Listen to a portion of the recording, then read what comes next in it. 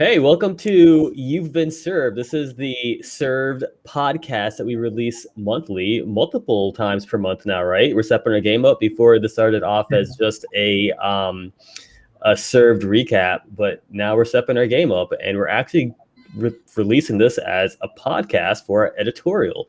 So, Served this month, the theme is what? What is it, people? Share your passion. Oh, ignite your passion. It's ignite your passion. Yep, there we go. And we're a passionate group of people, aren't we? We're all very passionate, right? So we're gonna take just a few minutes. We're gonna talk about our passion and why the heck Mike and Bree decided to follow Amanda on this crazy journey that we call First Taste TV, from the show floor, Served, Next Gen Network, and all that. So this is really about you two. Like, Amanda and I shouldn't even be here right now. We want to learn all about Mike Mang and Brianna Gustafson. So, ladies first. Mike. So Bree. I can go first, but I just want to say that your passions, both of you and Amanda, have a passion for child nutrition and telling the stories in child nutrition, and so do I. So for me, it wasn't easy, but following something that I love to do made it easy to jump ship from my job from Lee County Schools as the marketing person in food service to do this, where I can continue to tell these awesome stories all over the country and talk about it all the time, whether it's through podcasts, Digizine, First Taste TV. I mean, it's a dream come true. So it is. And it's interesting. Like, we always we don't really joke about it, but we've talked about it a few times. You both left your full-time jobs to come work for us. Yeah, that's the craziest thing I've ever done. So crazy. So Bree, why? I'll never forget when you were putting in your notice at the county, and I called Marlon and I was like, "Is she sure about this? Like, are we sure about this? Like, it was a huge step. It was a huge responsibility to us. It was a huge accolade. I mean, to everything that we were doing, that we could bring you on full time. And, we're just committed to having the best team on the planet. And we definitely have that with you two. Well, mostly Bree, but that's just a joke, people. We always tease Mike about Bree. We pit them against each other, which probably isn't good leadership, Amanda. We should have a healthy competition, Marlon. Yeah. Healthy competition. But it was a huge responsibility, Marlon, what were you feeling that day when Bree put in Bree, all right, you start. Tell us what was going through your head when you said, I'm going to leave my secure, beautiful, wonderful job and go work for these two bozos. Before you answer that, the way I felt, my thoughts was, it's about time. That's what I thought. I've been chasing Bree for the past 2 years. Let's go. Let's do this. So for me, it was a lot of back and forth. I didn't know. I mean, I was leaving a good, secure job. I had an awesome job all through COVID that I still loved at the end. For me, it was easy. I met Marlon 2.5 years ago. He was my meal viewer rep. And I met you, Amanda, at a show in Vegas. And I flew in for a pre-con on how to market your program. So for me, it was I did. And then was I leading that conference? You were. Yeah. You and Stephanie. Oh, yeah. And Sean Sacco from Florida. Yeah, okay, I remember that. It was a no-brainer. I was like, if I'm going to take a chance, 2020 was already a crazy year. So if I'm going to take a chance, jump ship, leave my job, I'm going to do it with people who I know are like-minded, passionate, and look at us. We're making it work somehow. Mike, tell us about your introduction, your reintroduction back to school food. Wait. I want to tell you guys about my introduction to the Mike Mang. This is what Marlon says. Now, anyone who knows Marlon, what did I say? He's a collector. I call him a collector. He likes to collect people. He loves people, and he loves making connections and relationships, and that's what makes him so charming. But he says all the time, oh, I'm friends with this person, and this person's my best friend, and this person's my best friend. He was like, So I've got my best friend, and I was like, yeah. Like, all right, this is number 37 that I've heard of, right? So I'll never forget we were on this call, and he was driving from like one place to another. And I just had to go into full beast mode about something that was so crazy. And I was like, Marlon, at the end, make sure Mike doesn't think I'm a crazy person. I remember He that. was so worried about you not liking her, Mike.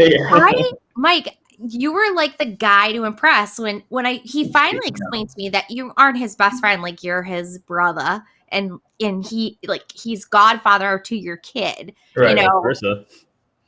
But it just seemed to me like, what do you mean your best friend used to work for Home Shopping Network and that's what we're talking about doing? I mean, was that just like a mind-blowing connection for you too?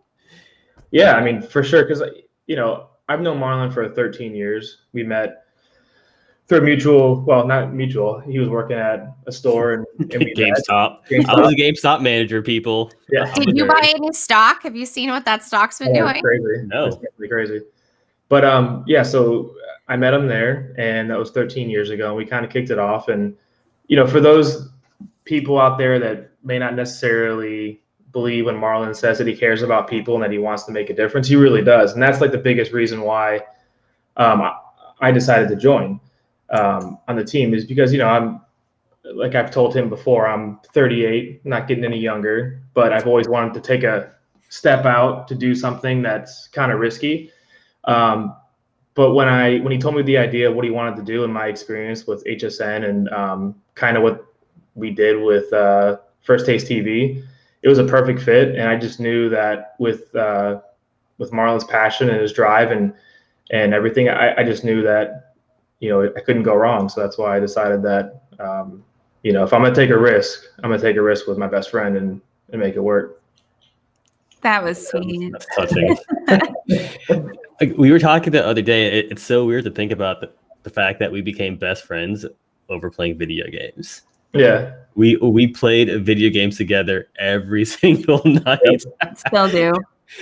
We try to now. We try to. You guys are so lucky you found women to love you.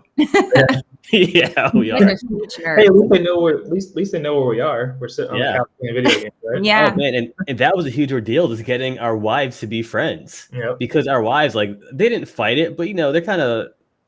I wouldn't say they're shy, but Mike and I put in some serious work to get them to hang out and be friends. Make it happen. And now they're like besties. They just want to be together all the time, which is awesome. Yeah. Now we're a big happy family. But this is going to sound cheesy, but I feel like passion is our power. Like as a company, as who we are, that's our fuel. Like that's how we're able to do the crazy things that we're doing. Like it fuels our desire to innovate and to serve. And we, like Amanda and I, could not have done what we're doing without a team like you guys to support us. I mean, you guys do all the hard work. No, I think we're a really strong team. Yeah, I mean, that's why I think it makes it work. I mean, it is like a family. When Marlon says that you're my family, he really means it. And like for me, I'm not one of those people that's, out and about, and I'm kind of an introvert. And so like Marlon is a polar opposite for me.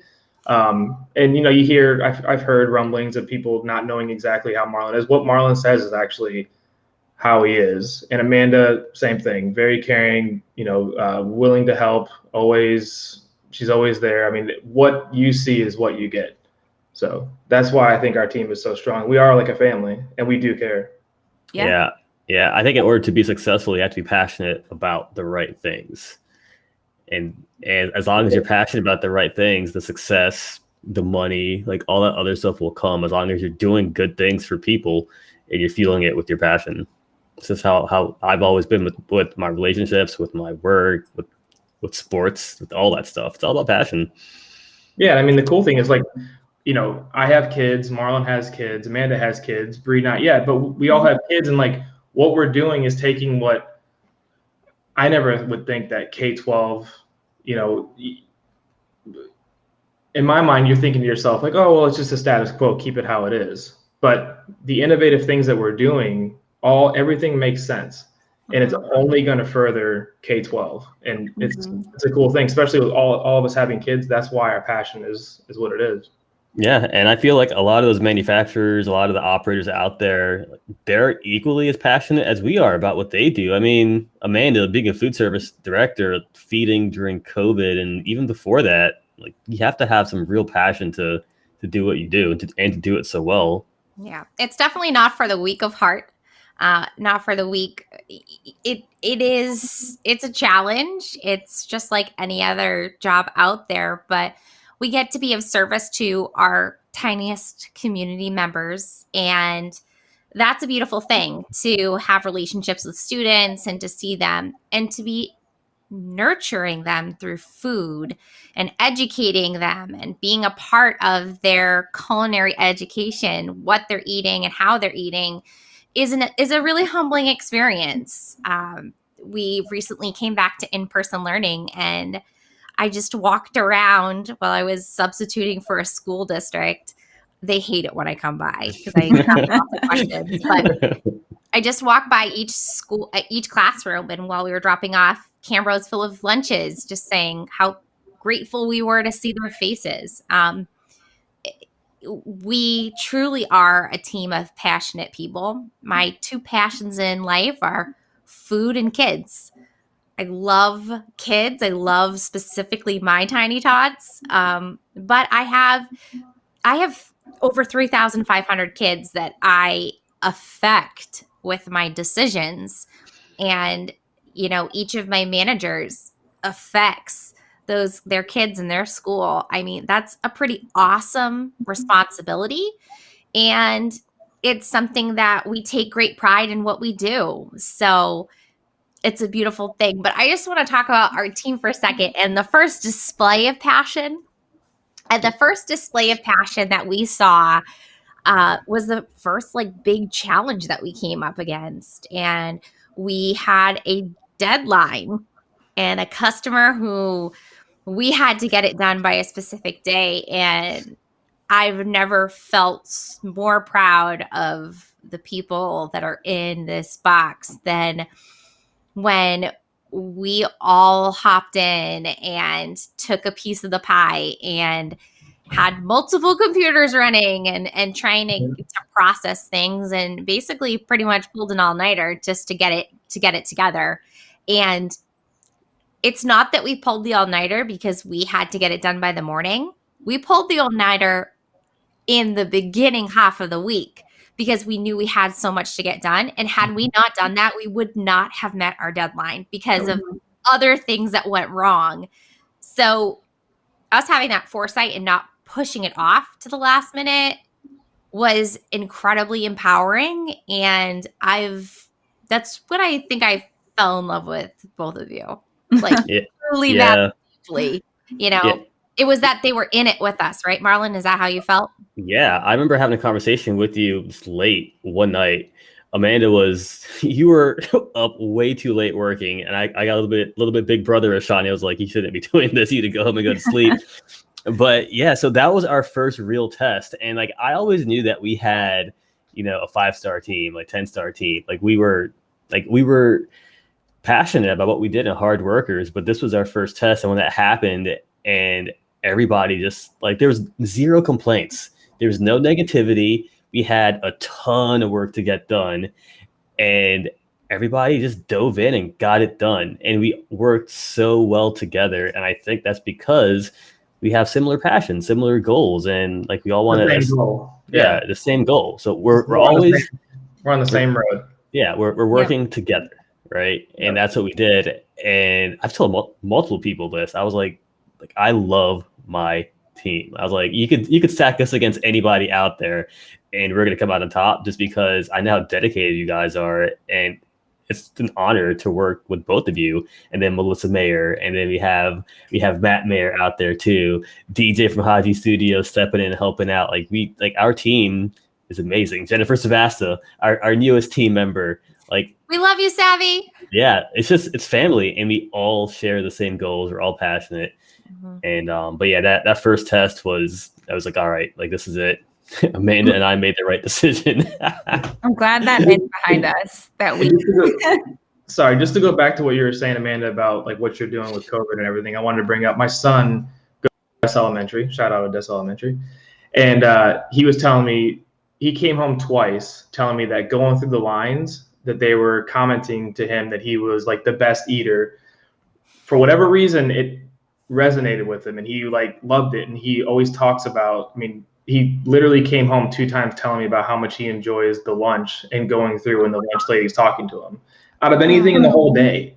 So shout out to Linda Osuba and her team at Odessa Elementary, Pasco, Florida. Yep. So yeah, I mean, it makes a difference. Yeah. And Bree, like you've been always passionate about storytelling, and that video that you posted the other day with the black and white video with Lee County. Yeah. Oh, that was epic. That was actually a passion project that wasn't supposed to launch during COVID. Me and a teacher, Mr. Mark Drew from Ida Baker High School, he is incredible. And him and I talked about doing some kind of school lunch piece before the coronavirus. And he had recorded that. And then COVID happened and we never got to edit it together or make the music video that we were working on. And I was like, you know what? There's no better time than now to launch this. And we gathered all the footage and I put that soundtrack underneath and off it went. And it was it's raw. It's emotional to watch. Yeah, it really was. I think Mike cried when he saw it. Yeah. You did. Mike and I cried together. No, for me, child nutrition is a passion because I fell into it. But really the passion is telling a story in a creative and interesting way and having an impact on my community. That's my passion. Yeah. Well, everybody, as you can tell, we are all super passionate about what we do. We're passionate about you guys. We're passionate about Served. And just thank you. I hope you all enjoyed this podcast / editorial. We're going to go ahead and wrap this up, and we'll see you guys next time. Such an awkward goodbye. It was.